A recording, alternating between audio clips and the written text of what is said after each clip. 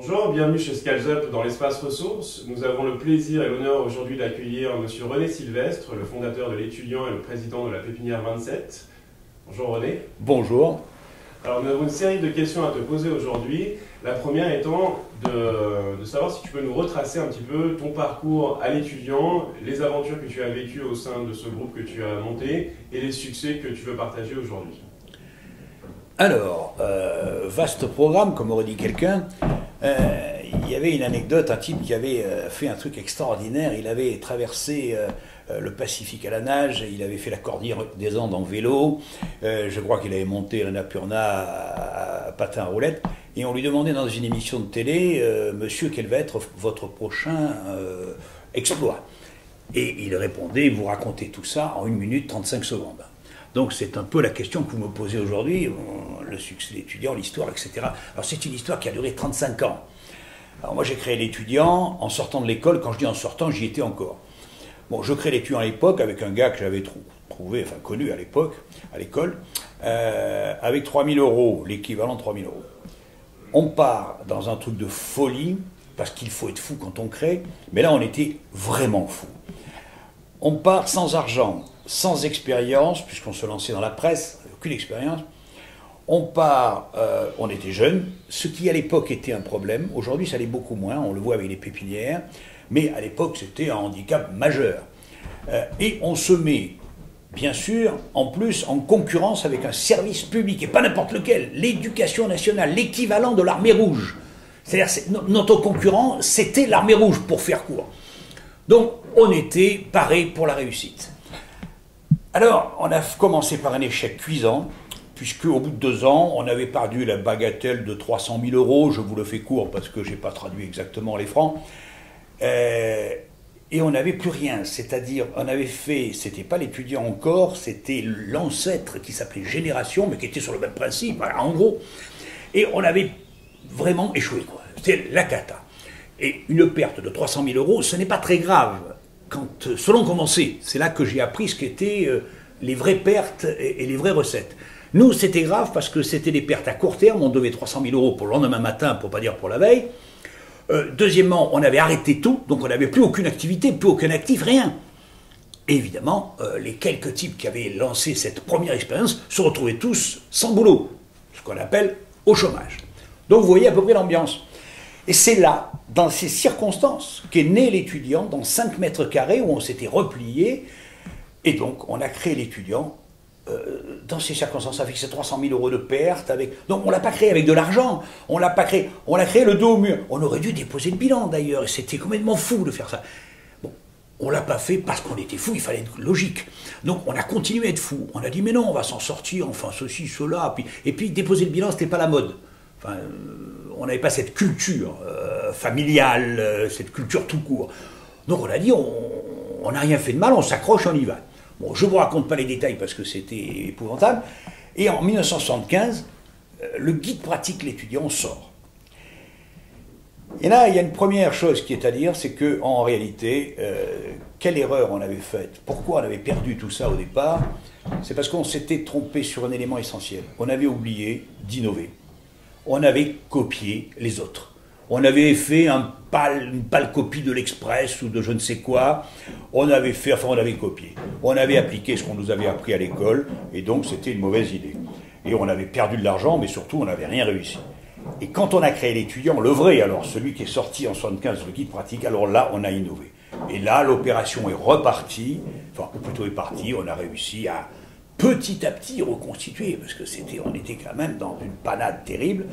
Et puis, pour faire court jusqu'à la fin, l'aventure l'étudiant, s'il n'y avait eu que cet incident dont je vous parle, c'était rien. Ça aurait été une anecdote, une péripétie, comme on dit.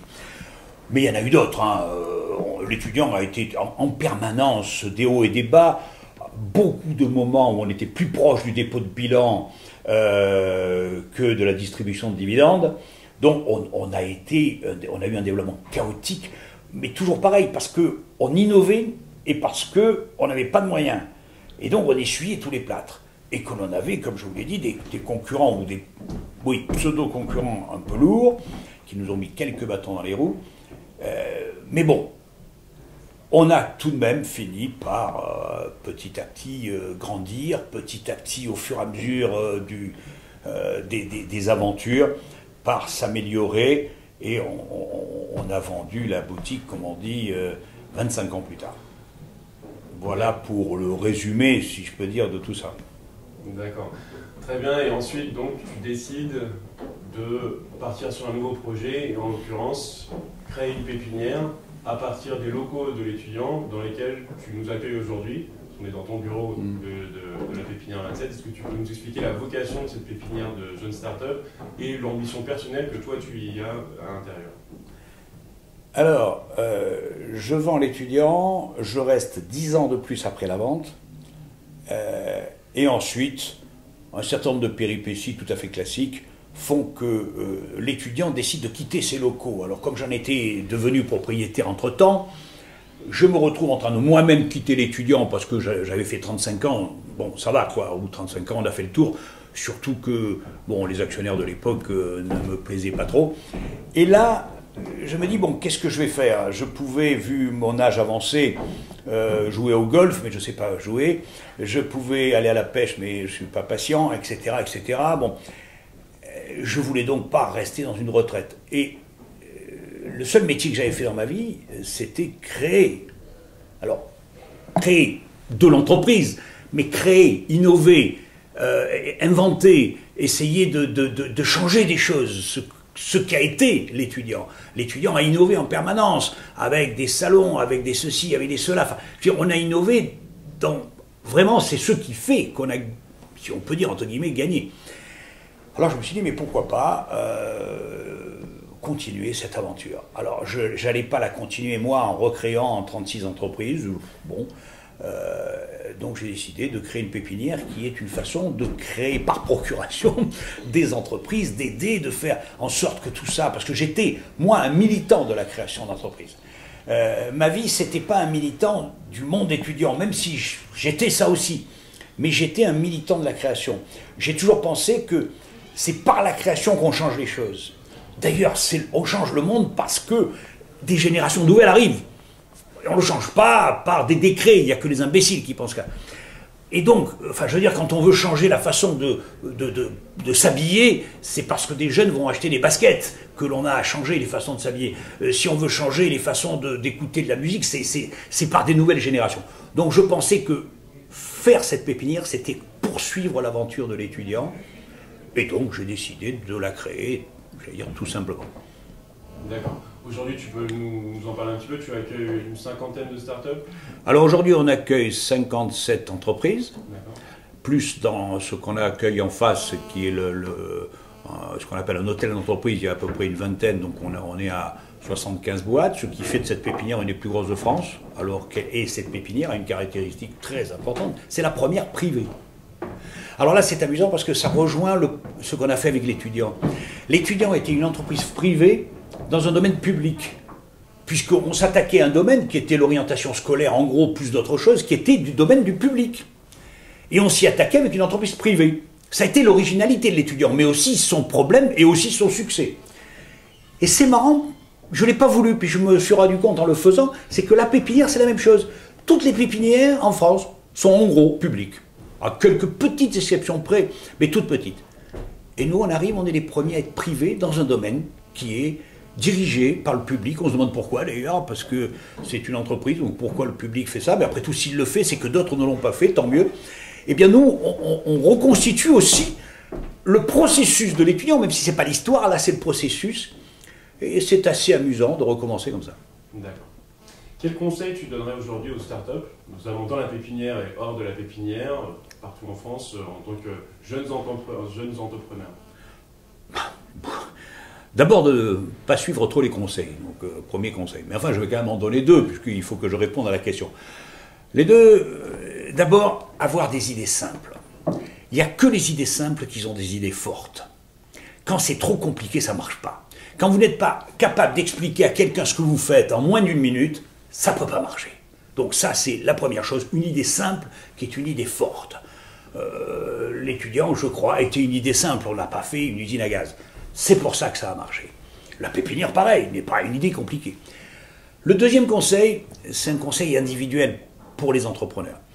Je crois que l'on gagne quand on croit en ce qu'on fait. Alors vous allez me dire, c'est la moindre des choses. Quand on y croit longtemps, ça s'appelle la persévérance. Ben là aussi, on se dit, bah ouais, c'est la moindre des choses, parce que dans tous les domaines, c'est vrai. Mais il faut ajouter un truc qui est fondamental pour la réussite, c'est qu'il faut y croire lorsque les autres n'y croient plus.